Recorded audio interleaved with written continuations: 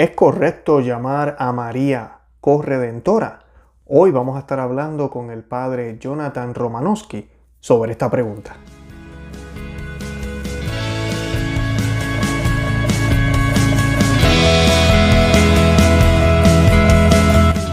Bienvenidos a Conoce, Ama, Vive tu Fe. Este es el programa donde compartimos el Evangelio y profundizamos en las bellezas y riquezas de nuestra fe católica. Les habla su amigo y hermano Luis Román y quisiera recordarles que no podemos amar lo que no conocemos y que solo vivimos lo que amamos. Hoy tenemos un programazo, hoy tenemos al padre Jonathan Romanowski, o como le llamamos con mucho cariño, el padre Romo, y vamos a estar hablando de un tema que yo diría que lamentablemente es controversial en estos tiempos, no debería serlo, pero lo es, y es si María es corredentora. Digo que es controversial porque hoy vamos a estar viendo qué han dicho los papas en la historia de la Iglesia Católica, qué dicen las Sagradas Escrituras al respecto. Vamos a estar tomando hoy el Antiguo y el Nuevo Testamento en cuenta y vamos a estar hablando también de la tradición, qué nos dice la tradición sobre esto. Además, el padre va a estar contestando objeciones como las más básicas. Si Jesús es el único mediador, ¿cómo es eso de que María es corredentora? María no estuvo crucificada en la cruz, de que estén ustedes hablando. No es dogma, así que no tengo que creerlo. Todo eso lo vamos a estar aclarando en el día de hoy y vamos a estar viendo si realmente María es corredentora o no. Yo también los invito a que visiten los enlaces que estamos colocando debajo de este video, los que nos escuchan en podcast. En la descripción del podcast estamos compartiendo los enlaces de los ministerios del padre Romanowski. Cualquier persona que quiera hacer alguna donación lo pueden hacer ahí y obtener información sobre la FSSP o Fraternidad, ¿verdad? Sociedad Sacerdotal San Pedro, y sobre la misa tridentina. Además de eso, yo les estoy dejando el enlace del programa que hicimos hace varias semanas para que puedan conocer al Padre mejor y puedan saber un poco más de la misa tradicional o misa tridentina. Y sin más preámbulos, pues yo les invito para terminar que visiten nuestro blog conoceamavivetufe.com, que se suscriban aquí al canal en YouTube, que nos dejen un comentario, que les den me gusta, que lo compartan y que le dejen saber a otros que existimos. De verdad que los amo en el amor de Cristo. Y Santa María, ora pro nobis. De nuevo el padre Romo está acompañándonos está con nosotros otra vez, nos va a dar un temazo en el día de hoy. Vamos a estar hablando hoy de María corredentora, si es correcto llamar a la Santísima Virgen de esa manera y qué queremos decir realmente con llamarla con ese título, ¿verdad? María corredentora. De eso vamos a estar hablando en el día de hoy, pero antes de comenzar yo quisiera preguntarle al padre cómo se encuentra. Padre, ¿cómo está? Pues muy padre, como siempre. Muy padre, oye, esa me gustó. Pero y muy contento y muy honrado, muy feliz de estar invitado otra vez al programa para predicar la fe a los confines de la tierra, ¿no? A través del internet, del YouTube. Y pues es un honor porque nada me da más gusto que predicar sobre la Virgen Santísima. Así decían los padres de la iglesia, de María nunquam satis. De María nunca hay suficiente, nunca podemos alabarla y entenderla y amarla suficientemente, ¿no? Nunca podemos amarla más que Jesucristo, su Hijo divino, la amaba con su divino corazón y que la ama perpetuamente, eternamente. Así que no tengamos miedo, ¿no? De amarla demasiado y conocer las grandezas de su gloria. Qué bien. Yo no sé si era San Eudes que decía, después que no la llamemos diosa, podemos llamarla de todas las formas que queramos. Creo que era, no sé si era él, uno de los santos que decía eso. Bueno, padre, de verdad que qué emoción. Antes de comenzar, ¿verdad? Yo quisiera pues decirle a las personas que tal vez no conocen al padre, es Jonathan Romanowski, ¿verdad? Su nombre completo. ¿Verdad? Le decimos padre Romo, él me dio el permiso de llamarle así, me dice que muchas personas le llaman de esa manera, así que no se me alarmen, no le estoy faltando respeto al padre. Pero sí quería invitarlos a que luego que terminen de ver este programa del día de hoy, vayan y busquen el programa que hicimos con él anteriormente, que no va tanto, van creo que 2 semanas más o menos, o 3 semanas, que hicimos sobre la misa tradicional. Para que conozcan un poco del padre. El padre pues habla un poco de su persona en ese video y nos habla de la misa excelentemente. Vamos a colocar el enlace de ese programa en la descripción de este programa para que lo puedan ver luego. Bueno, padre, antes de comenzar yo quisiera que hiciéramos una oración, que usted la dirigiera para poder encomendarnos al Señor antes de comenzar el programa. Por la señal de la Santa Cruz de nuestros enemigos, líbranos, Señor Dios nuestro, en el nombre del Padre, y del Hijo, y del Espíritu Santo. Amén. Amén. Dios te salve María, llena eres de gracia, el Señor es contigo. Bendita tú eres entre todas las mujeres, y bendito es el fruto del vientre de Jesús. Santa María, Madre de Dios, ruega por nosotros pecadores, ahora y en la hora de nuestra muerte. Amén. Madre de la divina gracia, ruega por nosotros. En el nombre del Padre, y del Hijo, y del Espíritu Santo. Amén. Amén. Gracias, Padre. Padre, pues para comenzar, yo creo que la primera pregunta que voy a hacer ¿es correcto llamar a María corredentora o eso está mal? ¿Verdad? ¿Qué podemos decir sobre eso? Sí, primeramente está bien, obviamente, porque los mismos papas, los vicarios de Cristo, lo han empleado como un término correcto. Vamos a ver durante este programa que falta tal vez para que se haga una definición dogmática, pero el hecho de que está siendo considerado así implica que ya es una doctrina cierta. O sea que ya el contenido, la sustancia de esta verdad católica está muy clara, tanto en la Biblia, en la palabra de Dios, en los padres de la Iglesia, en los grandes teólogos escolásticos como San Buenaventura, y también en el magisterio contemporáneo, ¿verdad? Desde que han escrito tantas encíclicas en nuestros tiempos, comenzando con el Papa León XIII, por ejemplo, que escribió mucho, el Papa Pío X, Pío XI, Juan Pablo II. Entonces hay un montón de enseñanzas que aclaran este punto, de modo que la doctrina misma está muy clara, ¿verdad? Lo que significa. Para que sea una definición dogmática, es solamente una cuestión de cómo precisar los términos y para darle por definición. Pero vamos a ver que es algo, no solamente que se aplica a María Santísima, sino que también a nosotros, por participación. Se aplica a María Santísima de una manera especial, ¿verdad? Por ser la madre del Redentor. A nosotros somos llamados a ser corredentores con el Redentor. Y si eso le escandaliza a alguien, pues que tome en cuenta que son las palabras de San Pablo mismo, que dice que yo suplo en mi carne lo que hace falta a los sufrimientos de Cristo por su cuerpo, que es la iglesia. Favor de su cuerpo, la iglesia.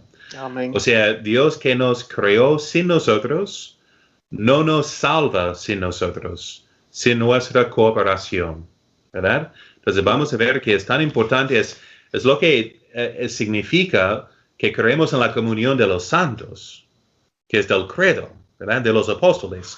La comunión de los santos quiere decir que podemos merecer gracias uno por otro. Hay un intercambio de gracias, que lo que significa San Pablo es decir que lo que falta a los sufrimientos de Cristo, ¿cómo que hace falta los sufrimientos de Cristo? Y explica San Agustín que es al Cristo entero, ¿verdad? Porque el Cristo entero es Cristo cabeza con todos los miembros de su cuerpo místico. El protestante se escandaliza por no conocer bien la palabra de Dios. ¿Qué es la iglesia según la palabra de Dios? La iglesia, según la presenta San Pablo, es el cuerpo de Cristo. Un solo cuerpo con una sola cabeza, pero con muchos miembros. Ese es el misterio cristiano de que nos hacemos hijos en el Hijo de Dios. Que somos partícipes de la naturaleza divina. Que somos llamados a cooperar, a hacer intercesión en el mismo pasaje de San Pablo a San Timoteo, donde habla de un solo mediador.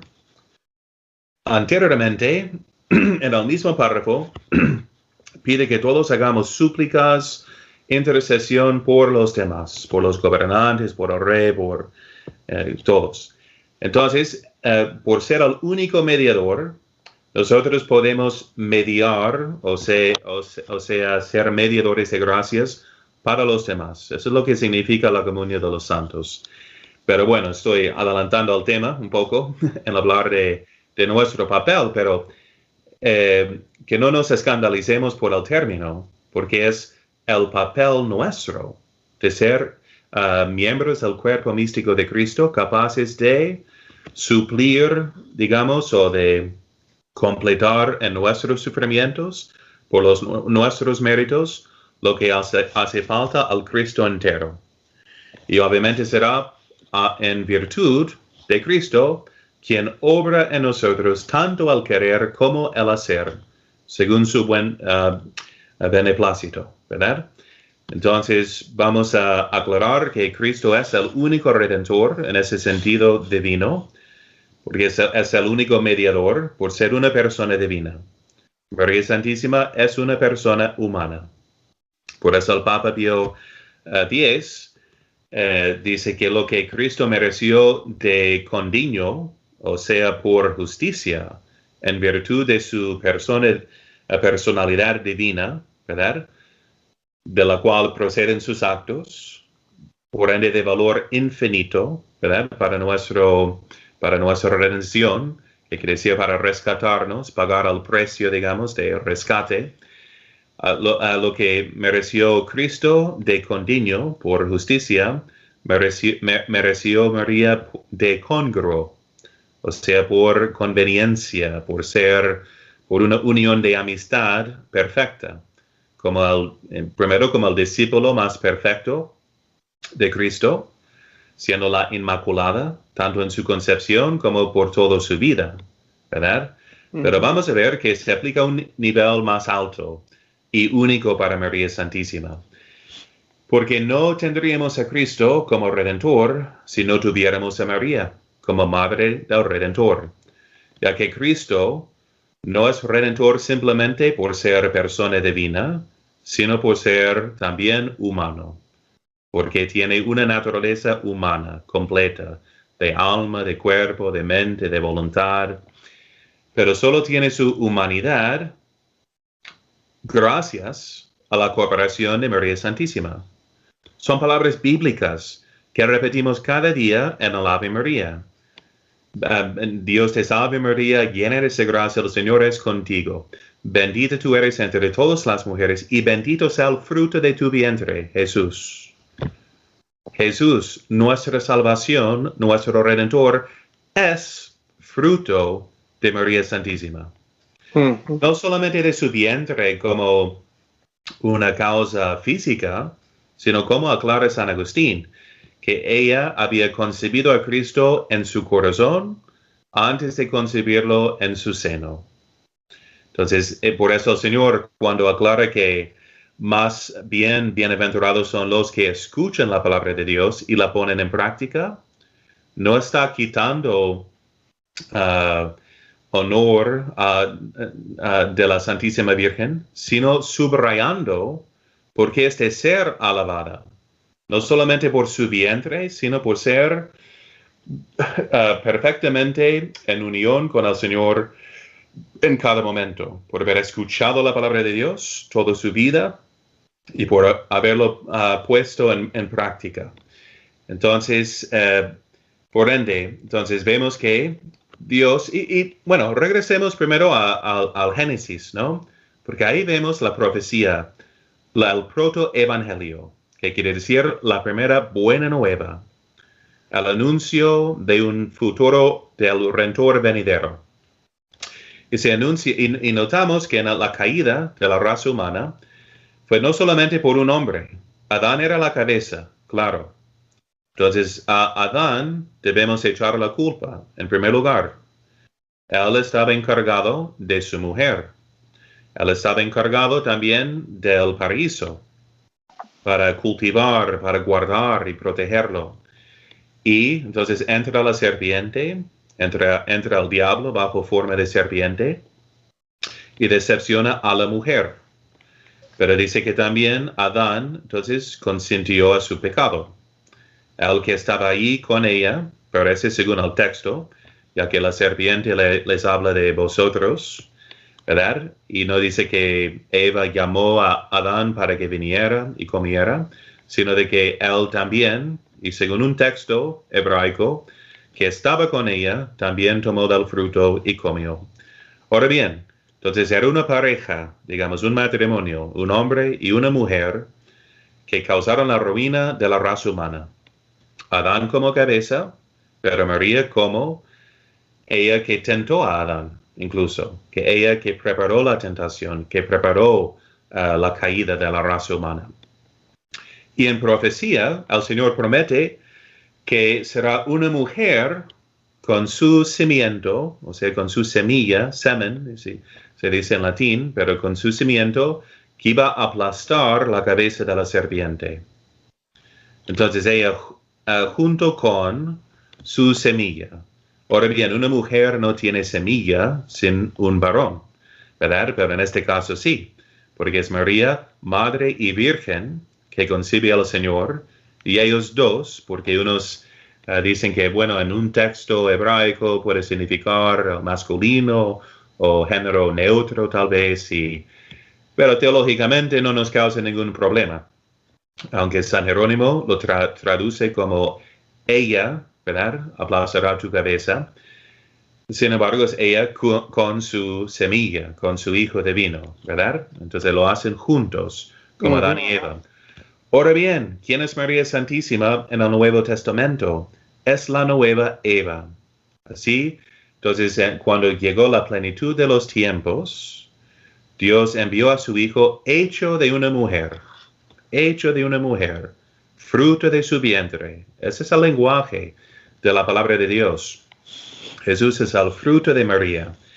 Entonces, hecho de ella, y por un libre consentimiento, porque la vemos, San Pablo presenta a Cristo como San Lucas, que era su también compañero en el apostolado, en las misiones, pero vemos que San Lucas también traza la genealogía de Jesucristo hasta Adán, hijo de Dios, para recordar a su audiencia también que Cristo viene como redentor de todos los hombres, no solamente de los israelitas. Antes de Israel, antes de Abraham, estaba Adán. Y con Adán fue hecha la primera alianza, digamos, la unión original del hombre con Dios. Entonces, Jesucristo vino para rescatar a toda la raza humana y lo hace como lo hizo Adán, con su compañera, ¿verdad? Con una mujer de equipo. Y de una manera maravillosa, porque él hace que también es que la mujer viniera primero, ¿verdad? Como la tentación fue Eva que tentó a Adán, que habló con la serpiente. Ahora bien, es María Santísima, ¿verdad? Antes de que existiera Jesucristo aquí en la tierra, ella está hablando también con un ángel. Y ahora por su obediencia, deshace la desobediencia de Eva. Ese es el sentido cristiano más antiguo. Y le cito la cita de San Ireneo. Y San Ireneo del segundo siglo es digamos, un nieto espiritual de San Juan Evangelista, ¿no? Entonces San Ireneo dice, así como Eva, esposa de Adán, aún una virgen, se convirtió por su desobediencia en la causa de muerte para sí misma y para toda la raza humana, así también María, esposa, pero también virgen, se convirtió por su obediencia en la causa de salvación para ella y para toda la raza humana. Así pensaban los primeros cristianos. Claro. No tan lejos de los mismos apóstoles, que escuchaban todo el Evangelio en su plenitud, más que lo que está escrito en las Escrituras, como dice San Juan, ¿no? Hubo mucho más de transmitir de lo que hizo y dijo Jesús, y San Juan mismo, que vivió hasta finales del primer siglo, enseñando cada día, ¿verdad? De ahí entonces viene lo que es el tesoro de los padres de la Iglesia, que constituye por fin en su enseñanzas universales una fuente de la sagrada tradición, ¿verdad? Que es la fuente de nuestra fe más amplia aún que las Sagradas Escrituras. Claro, que padre, antes de que fueran escritas, entonces, los apóstoles y sus discípulos estaban predicando la buena nueva, ¿no? Claro, padre, si puedo decir algo. Sí, Disculpa que lo interrumpe. bien importante, me gustó lo que dijo ahora sobre lo que hacían los primeros cristianos, porque es el modelo de Pablo. San Pablo fue el primero que llama a Jesucristo Adán, el nuevo Adán. Y porque mucha gente nos dice, pero ¿dónde en la Biblia dice que la Virgen es la nueva Eva? Pues es porque si Cristo es el nuevo Adán, entonces ella es la nueva Eva. Claro. Usando el mismo modelo que usa San Pablo para mostrarnos que el Nuevo Testamento está escondido en el Viejo y que el Viejo está cumplido en el Nuevo, como decía San Agustín, es lo que usa San Pablo. Asimismo, los padres de la iglesia, ¿verdad? Los primeros teólogos de la iglesia, muchos que inclusive conocieron a los apóstoles, siguieron interpretando las escrituras de la misma manera. De ahí viene esta hermosa teología y los paralelos que hay, la tipología. Y siguiendo las enseñanzas de nuestro Señor, que no mandó a los apóstoles que consignaran todo por escrito, digamos, ¿no? Como el mismo San Pablo dice, mantened las enseñanzas, todo lo que os he transmitido, o por escrito o por palabra.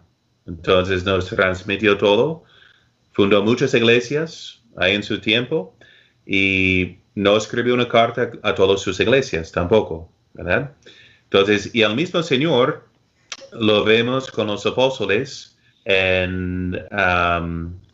después de su resurrección, de camino es muy tarde para mí ahora como gringo aquí en los Estados Unidos. De camino a Emaús. Emaús, gracias. ¿No? Y ahí, ¿qué les hacía? Les explicaba todo lo que se aplicaba a él, se refería a él en los profetas. Uh-huh. Por eso cuando leemos a San Pablo y a los apóstoles, en los Hechos de los Apóstoles, nos preguntamos, ¿de dónde sacó esa interpretación de tal pasaje del Antiguo Testamento? Pasaron 40 días con el Señor resucitado y Él les explicaba todos los significados y referencias. Entonces, claro. Pero bueno, regresando al tema, es tan obvio, y lo que nos presenta San Lucas, ¿verdad? Que hubiera hablado con la Virgen Santísima, porque dice en el principio de su Evangelio que hizo investigación sobre todos los relatos y todo lo que se decía de Jesús. Él mismo lo averiguó como historiador por excelencia, un hombre muy culto, su griego es del mejor estilo.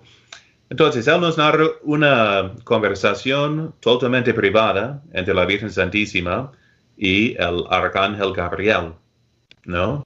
Entonces, se supone que había entrevistado a la Virgen Santísima, ¿no? O que había preguntado a San Juan, que estaba con ella. Pero bien, vemos que ahí en la Anunciación, Dios hace que la encarnación de su Hijo dependa del consentimiento de la Virgen Santísima, de una mujer. Así cuando el Señor usa ese término, mujer, por ejemplo, tiene un significado muy grande porque se refiere a la mujer prometida en el protoevangelio de Génesis 3, capítulo 3, versículo 15. Bien, entonces vemos ahí que el Señor quiere que ella dé su consentimiento. Y los santos comentan que los justos en el seno de Abraham, ¿verdad? Los ángeles en el cielo, todos están esperando. ¿Qué dirá? ¿Cómo responderá? Es una persona humana. No es la cabeza de la raza humana, como tampoco fue Eva. Pero a ella, como a Eva, primero se dirige la pregunta. Y ella consintió a la encarnación por su obediencia. Y aquí la clave del Señor, hágase en mí según tu palabra. Entonces, Jesucristo solo viene a nosotros a través de María Santísima. Por eso vamos a decir que María Santísima participa en el papel de la redención de una manera singular, ¿verdad? Uh-huh. Nosotros después estamos incorporados, pero no hay Jesucristo, no hay el fruto de salvación sin el árbol, ¿verdad? Sin el consentimiento libre de María Santísima. Entonces, claro que la virtud de la redención, la virtud, digamos, propiciatoria, como principio de mérito, merecer, de ofrecer a Dios un acto infinito de amor, de reparación, de expiación, solo puede proceder de Jesucristo. Pero no hay Jesucristo sin María Santísima. Así es. Eso lo dice claramente la palabra de Dios. Entonces, ¿sabes qué, padre? Algo bonito que a mí me gusta, que acaba usted de mencionar, es eso. Santo Tomás de Aquino, yo sé que tiene una de las preguntas de la Suma Teológica que dice si era necesario que Jesús, si era necesario que el Hijo de Dios se encarnara. Y él hace, ¿verdad?, un análisis estupendo, pero una de esas es eso, de que no, Dios es Dios. Dios podía aparecer y así ya. es. Pero Sí. lo más adecuado, lo que de verdad era, vamos a decir, necesario en un sentido, no para Dios, sino para nuestra redención, era que la desobediencia de Eva fuera cancelada, ¿verdad?, o borrada con la obediencia de María. Entonces tenía que suceder de esta manera. Es bello, es bello. Sí, sí. Porque Dios hace todo de la manera más sabia, más, conveniente, con más sabiduría, ¿no? Siendo la sabiduría misma.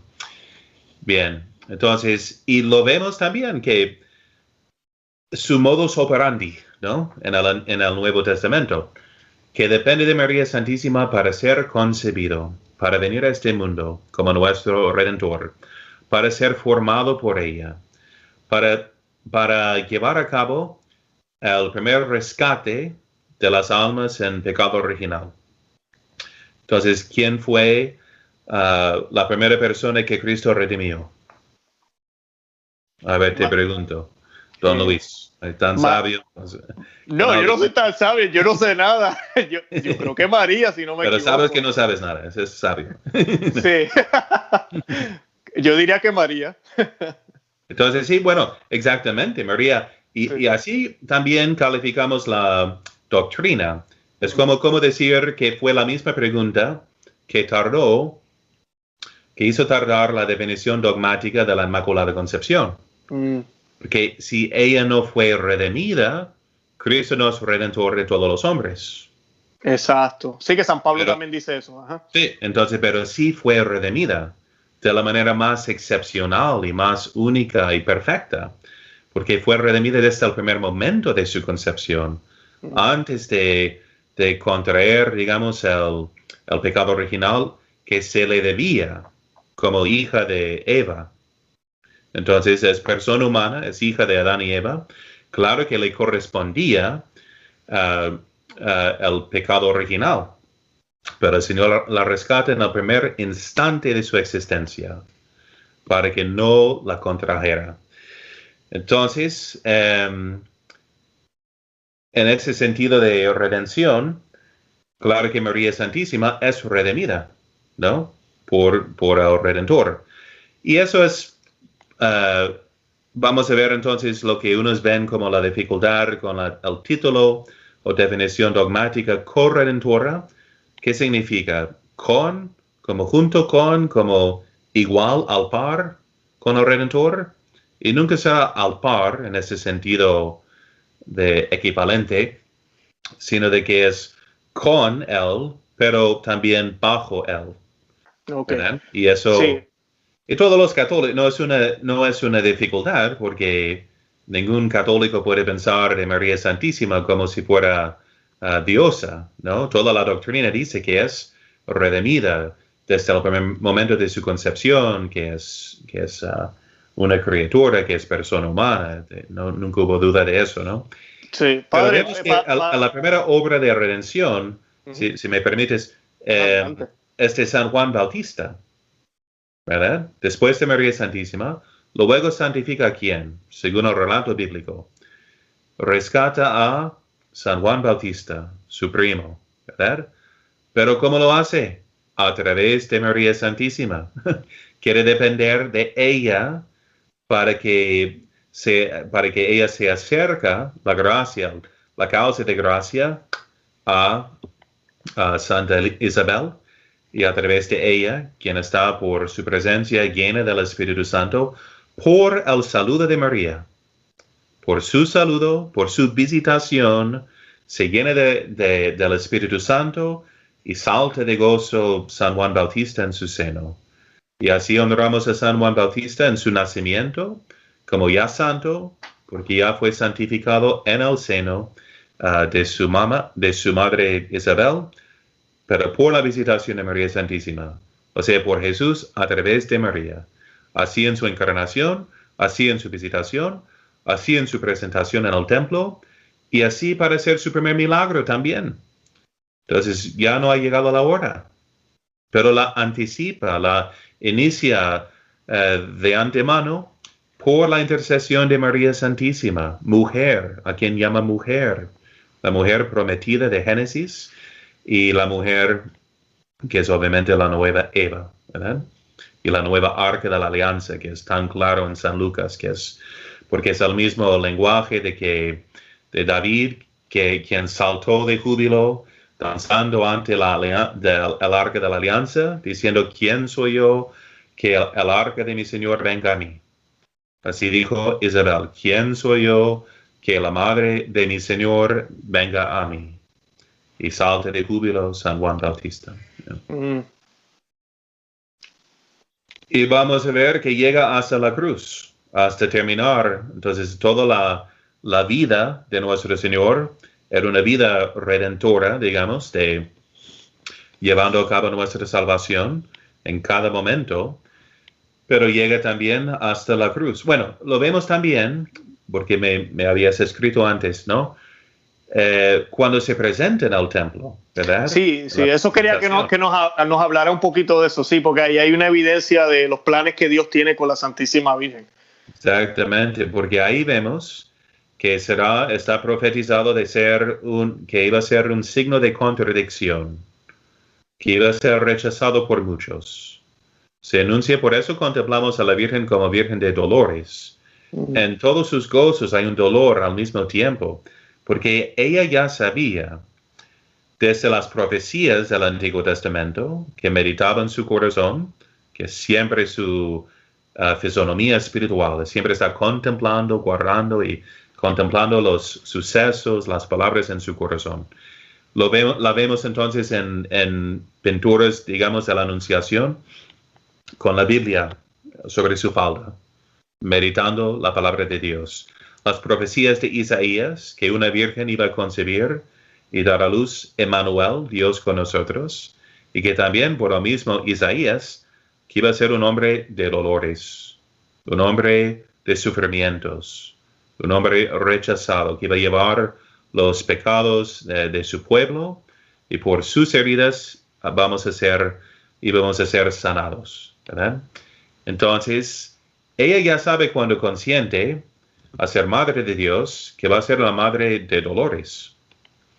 Y se declara abiertamente en la presentación en el templo, donde Simeón profetiza que, además de ser un signo de contradicción, que una lanza va a traspasar el corazón de ella. ¿A qué se refiere? ¿Fue traspasado su corazón con una lanza? ¿Murió como mártir físicamente de sangre?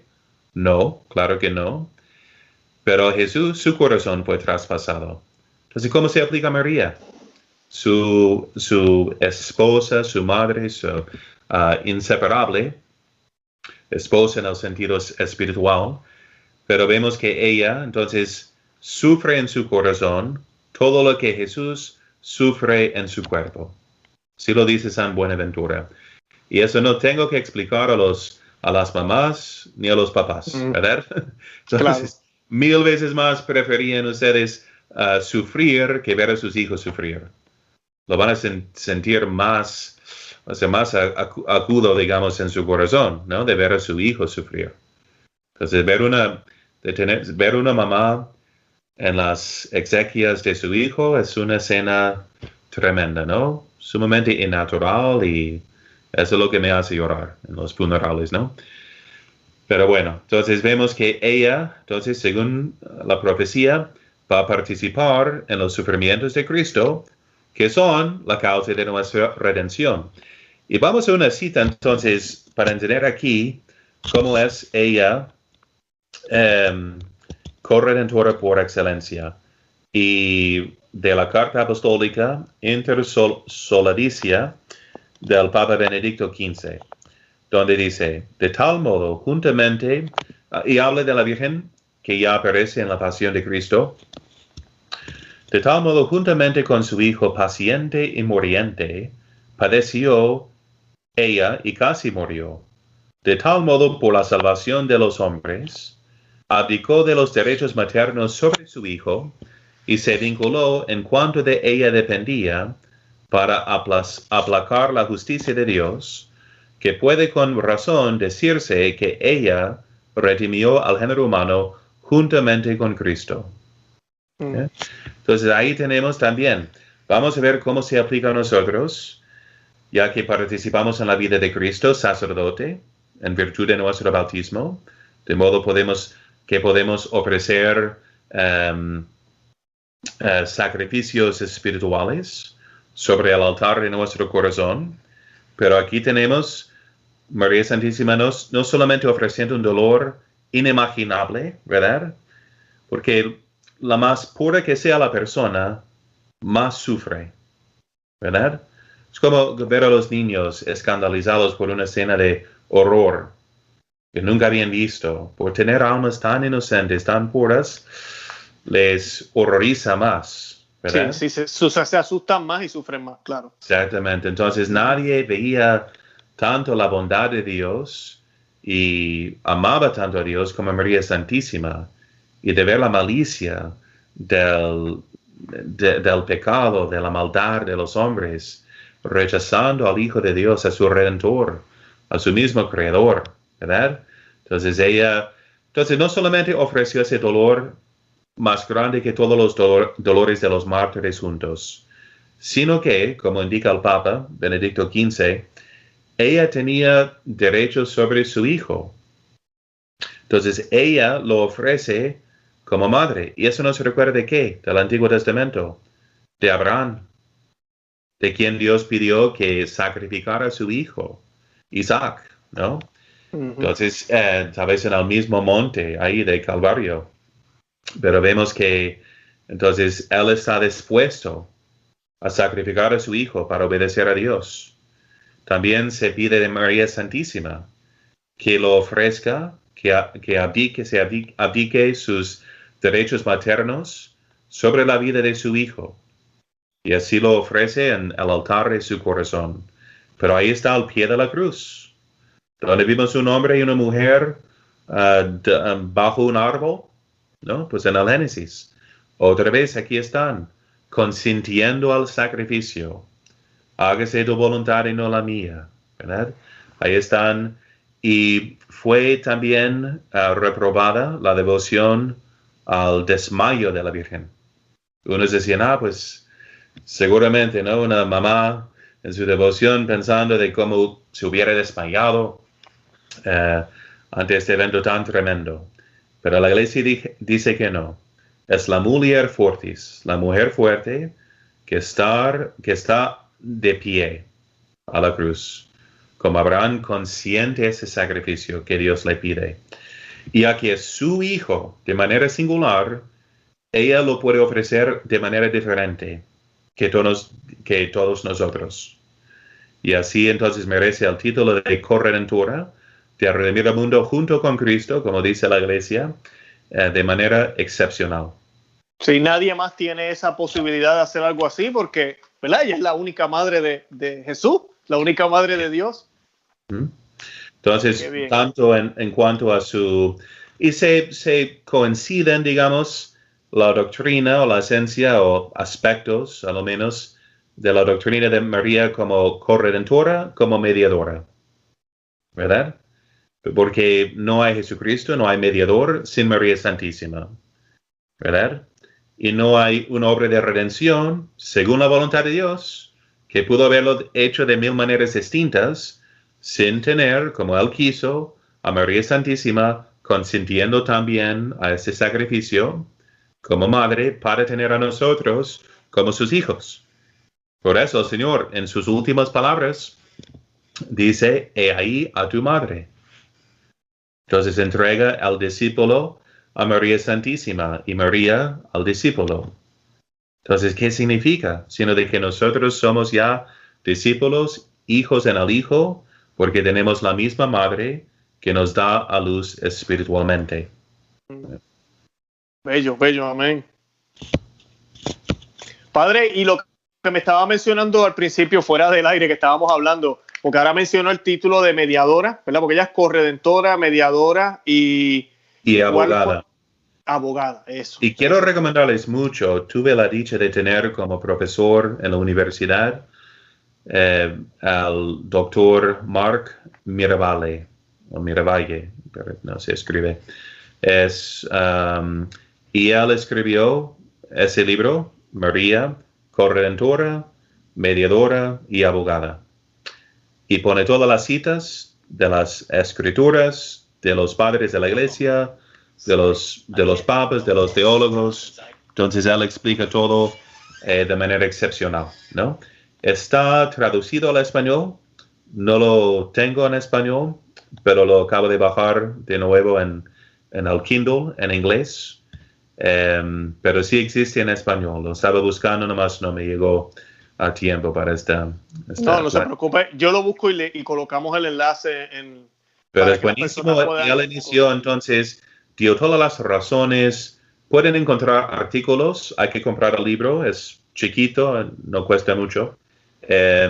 Pero también se puede encontrar un artículo de él sobre las razones convenientes para pronunciar en favor de tal definición dogmática y que presentó al Papa Juan Pablo II en su vida. Entonces pero da todas las razones, las citas magisteriales. Es un libro tal vez el mejor, ¿no? Sobre el tema de como resumen de todos esos puntos.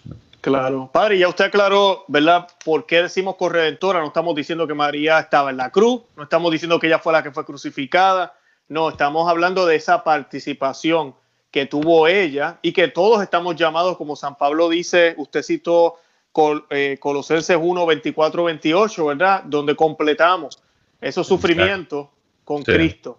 Porque somos el cuerpo de Cristo. Entendamos que María lo hace de una manera intrínseca a la obra de la encarnación y de la redención. Claro que la virtud infinita solo procede de la persona divina de Cristo, pero de Cristo, Dios hecho hombre.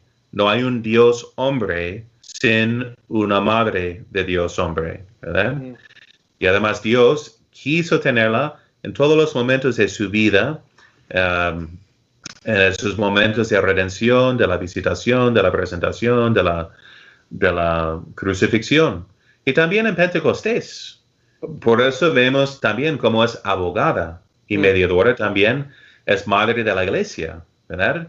Porque ella está ahí con los apóstoles cuando viene el Espíritu Santo, que primeramente se había sobrepuesto sobre ella en la encarnación, ¿verdad? Como la nube de gloria en el Antiguo Testamento sobre el arca. Entonces también se sobrecoge a María, y también en Pentecostés vienen los apóstoles a través de María. Con María y el Espíritu Santo son los dos ingredientes, digamos, que hacen Jesús y que también hacen a Jesús místico, o sea, a su iglesia entre nosotros, por el Espíritu Santo, que es el alma de la iglesia. Pero sí, subraya a dónde ibas con eso de que, y es una cita también del Papa Pío XI, que dice que somos llamados a ser corredentores en imitación de María. Dice, bueno, él mismo también utilizó el título, por la naturaleza misma de su obra, el Redentor debía tener asociada a su madre en su obra. Por esa razón la invocamos bajo el título de corredentora. ¿Okay? Entonces ya es un título aprobado, ya es un título empleado por los papas, aunque que no ha sido definido dogmáticamente. Hay que aclarar todos los detalles, digamos, para tener una definición dogmática. Pero si leemos las citas papales, vemos que están enseñándolo o predicándolo para nuestro bien, para nuestra imitación, para que nosotros seamos corredentores en el Redentor. Como somos mediadores de gracias para los demás, en el mediador que vive en nosotros, en quien vivimos, movemos y tenemos nuestro ser. Es también que somos corredentores en todos los sufrimientos de nuestra vida, ¿verdad? Y en imitación de María, que era madre doméstica. Entonces la vemos como para la imitación de todas las mamás, todos los papás, los que viven en matrimonio. Así vivió ella. Y el gran patriarca San José también, ¿no? Ofreciendo los dolores de tener que buscar trabajo en el extranjero, de ir huyendo por su vida contra una cultura de muerte que busca matar a los niños, que no haya, digamos, prole y el crecimiento de la familia, los que son perseguidos y calumniados. Entonces vemos, y que San José, por ejemplo, es un hombre de justo, no de palabras, sino de obras, que obedece a Dios en cada momento. Entonces todos somos, como San Pablo, llamados a ser corredentores. Y eso es simplemente la explicación de lo que significa la comunión de los santos, de cómo merecemos. Y lo que olvida el protestante es de que es Cristo que vive en nosotros. Acuérdense que el concepto de Martín Lutero era de que el hombre es justificado por exterior, ¿no? Es como un montón de estiércol, son sus palabras, cubierto con nieve. ¡Qué feo! Ok. ¿Qué imagen? ¿Qué cosa? Cuando el Señor dice que somos, eso es como hablan los fariseos, como sepulcros blanqueados. Ay, ay, ay. Entonces somos templos del Espíritu Santo, ¿verdad? Por la gracia de Dios. Si es así, si somos partícipes de la naturaleza divina, como dice San Pedro, claro que nuestras obras son meritorias o merecedoras de gracia, porque es el Señor mereciendo a través de nosotros. Tanto el querer como el hacer, no solamente el creer, sino el hacer también, es obra suya. Por ende, todo es suyo. Él es el único que es Dios, ¿verdad? Pero está obrando a través de nosotros en todos aspectos. Y sabemos que seremos glorificados con Cristo con tal de que participemos en sus padecimientos. Amén. ¿No? Solo por participar en la obra de redención a través de nuestra vida entera, en todos aspectos, seremos configurados a Cristo en la gloria también. Qué bien. Padre, para que no se nos quede, porque mencionó lo del dogma, esa es una de las objeciones que a veces la gente da. Yo creo que hay personas a veces que no entienden cuando la iglesia, ¿verdad?, hace un pronunciamiento como un dogma, es para aclarar, no significa que se empezó a creer en ese momento. Claro. ¿Podría hablarnos un poquito de eso? Porque hay personas que dicen, yo no creo que María es corredentora porque no es dogma. Hasta que no sea dogma, yo no voy a creer en eso. Y ¿podríamos explicarnos un poquito sobre eso cuando las personas nos dan esa objeción? Sí. Pues espero que la persona no niegue todo lo que hemos citado de la Biblia, de los santos, claro, de la iglesia. Entonces, de ser un título obligatorio, ¿no? Pero la creencia ya está, ¿verdad? ¿En qué no cree? ¿Que podemos merecer gracia? ¿Que María no era madre de Dios? ¿Que Jesús no es fruto de su vientre? Entonces, que no es la nueva Eva. Todo eso es tan claro en la Biblia y en la Sagrada Tradición. Entonces, ¿qué están negando? Tal vez están negando un aspecto que entienden mal, ¿verdad? Pero es la obra de los teólogos para aclarar de la manera más precisa cómo tardó la definición dogmática de su Inmaculada Concepción. Pero ¿saben qué? Ahí estaba en el principio. Ave, gracia plena. Está llena de gracia, como es su nombre. No dice Ave María, gracia plena, sino Ave, Dios te salve, llena de gracia, como si fuera su esencia. ¿Quién más se menciona como lleno de gracia? Jesucristo, lleno de gracia y de verdad, como dice San Juan. Entonces es una explicación de lo mismo que estaba ya en las fuentes de la revelación, pero entendida más explícitamente. Este es mi cuerpo, ¿Qué quiere decir? 1000 años después, con la precisión filosófica, dogmática, teológica, transubstanciación, ¿no? Al cambio de una sustancia a otra sustancia. Pero ahí están, este es mi cuerpo, que mi carne es verdadera comida y mi sangre verdadera bebida. Entonces también tardó la definición de la Asunción de María, pero vemos la creencia en ella desde la antigüedad también. Entonces, el mismo doctor, profesor Mark Miravalle, él nos decía que tenía que contestar las objeciones. Y unos decían que no, pues no lo van a aceptar nuestros hermanos separados, los protestantes, los herejes. Ahora bien, anunciamos la buena nueva tal cual como es, ¿verdad? Uh-huh. Que lo expliquemos bien, pero predicamos la palabra oportuna e importunamente en todo tiempo para la gloria de Dios y la salvación de las almas. Así decía el Señor cuando dijo, esta es mi carne, si no comes mi carne, bebes mi sangre, no tendrás la vida. Muchos se fueron, ¿no? No era su preocupación principal agradar a los hombres. Dice San Pablo, ay de mí, si quiero complacer primeramente a los hombres, no sería un fiel discípulo de Jesucristo. Anunciamos la verdad para la gloria de Dios, tal cual como Él nos lo reveló, ¿verdad? Entonces, y Dios da la gracia para la conversión de los herejes, si lo predicamos bien y con la claridad de vida.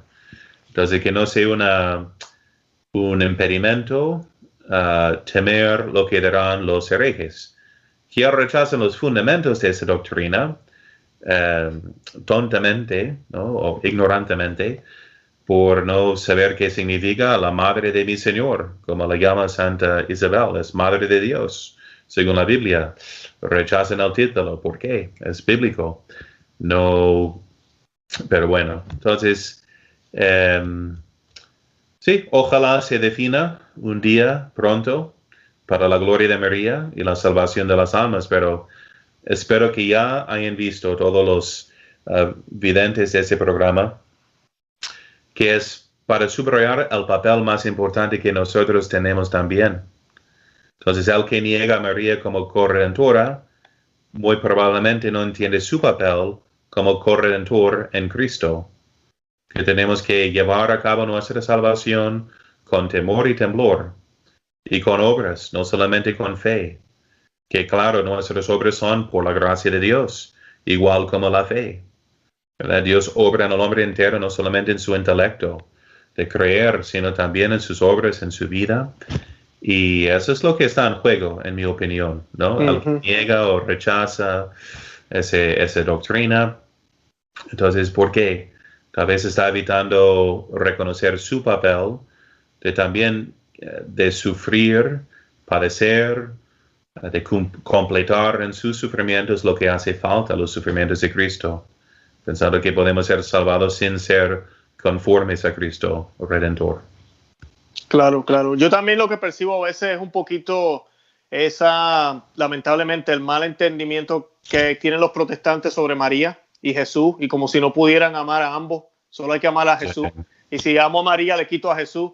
Y no, nada que ver. Eso es un pensamiento muy protestante, una manera muy simple de amar. En el sentido también de que el protestante es ese concepto que el hombre se salva solo, ¿verdad? Que es totalmente contra el sentido bíblico, que somos incorporados en una familia, la iglesia, el reino de Dios.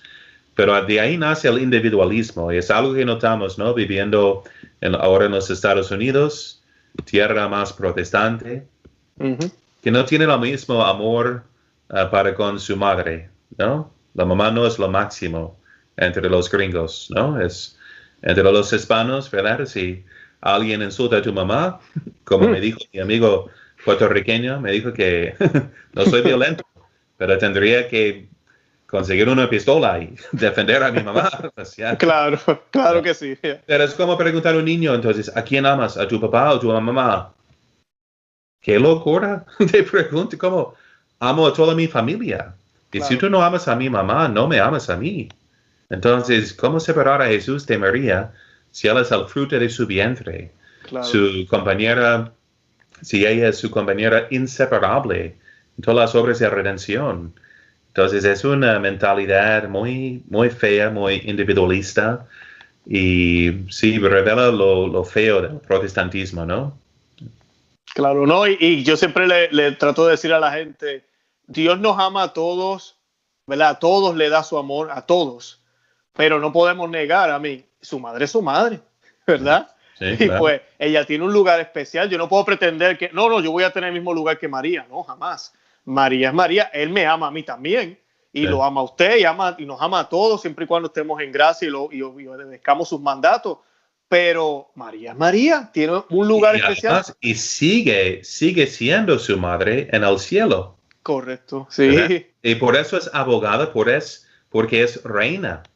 Y eso es totalmente bíblico. Les recomiendo el libro de Scott Hahn, de Dios te salve, reina, creo que se llama en español. Uh-huh. Y explica lo que descubrió de que, pues, ¿quién era la reina en el Antiguo Testamento? La madre del rey. No su esposa, porque tenía muchas, pobrecito, ¿no? Pero entonces la madre del rey era la reina. Sí, es una sola, no hay nadie más, no había confusión. Exactamente. Ya. Y vemos su papel ya en el Antiguo Testamento, intercediendo en favor de su hijo ante Salomón. Entonces, María Santísima es reina y abogada, porque sigue siendo madre de Jesús, ¿verdad? Y Jesús sigue siendo hijo de su madre, a quien siempre hace caso, nunca rompe los mandamientos, ¿verdad? Entonces, lo que pide para nosotros, su intercesión por ende es todopoderosa, ¿verdad? Y nunca deja de ser nuestra madre, de encargarse de nosotros desde el pie de la cruz, ¿no? Ahí a tu hijo, ¿verdad? Amén, amén. Padre, gracias a 1,000,000. No sé si habrá algo más que quiera compartirnos para ir cerrando. No, pues con eso, que María es nuestra madre y que nunca nos olvidemos, ¿eh? Amén, amén. No, nos aclaró las dudas. Yo creo que todos los que vieron el programa están entendiendo un poco más a qué nos referimos con corredentora, y definitivamente sí, María es corredentora, y pues no hay ningún problema en llamarla así, hasta papas, santos y hay, ¿verdad?, documentos que el Padre nos acaba de citar que ya se habla de esa manera de nuestra Santísima Virgen María. Y que recuerden que mantengamos, por ejemplo, con cada dogma mariano, ya fue algo creído y mantenido en los corazones de los fieles. Por ejemplo, el dogma de Madre de Dios se definió en Éfeso, donde vivió la Virgen Santísima. Y mientras estaba en el concilio de Éfeso, unos discutiendo contra Nestorio de qué significa ser Madre de Dios, y claro, no de su divinidad, sino de una persona divina que es encarnado y es madre de la persona, no solamente de su cuerpo, ¿no? Como saben todas las mamás. Pero la iglesia ya se llamaba, el título de la iglesia era Madre de Dios. Entonces, para los fieles no hubo duda. Y también en el mundo hispano, me llamó la atención cuando comencé a trabajar en la hispanidad, que comenzamos las confesiones, las prédicas, con Ave María Purísima. Y todos saben contestar sin pecado concebido. Sin pecado concebida, claro. Eso trajeron aquí a las Américas, a la Nueva España, desde el siglo XVI o XV. Entonces, la definición dogmática fue hecha en 1854 o 1. Entonces, pues siglos después, pero todos los hispanos católicos ya lo sabían y lo defendían. Que hagamos lo mismo con el título de María como corredentora.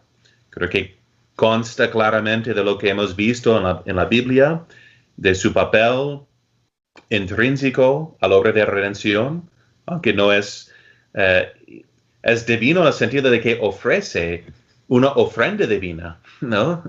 No ella misma, que es persona humana, pero es su hijo, ¿verdad? Que ella ofrece por nosotros. Entonces, bueno, que defendamos también y mantengamos esta verdad para que un día también sea definida como dogma para la gloria de María y la salvación de las almas. Amén. ¿Y sabe lo bonito, Padre? Que siempre que se habla de María, hablamos de Cristo. Así es. Siempre es así, siempre. Aprendemos y conocemos más a nuestro vientre. Salvador. Amén. Sería más fácil, dice San Luis de Montfort, separar la luz del sol que separar a Jesús de María. Qué bien, qué bien. Padre, para terminar, la bendición. No me puedo ir sin que me dé la bendición. No es para mí nada más. En el nombre del Padre, y del Hijo, y del Espíritu Santo. Amén. Amén. Gloria al Padre, y al Hijo, y al Espíritu Santo. Como era en el principio, ahora y siempre, por los siglos de los siglos. Amén.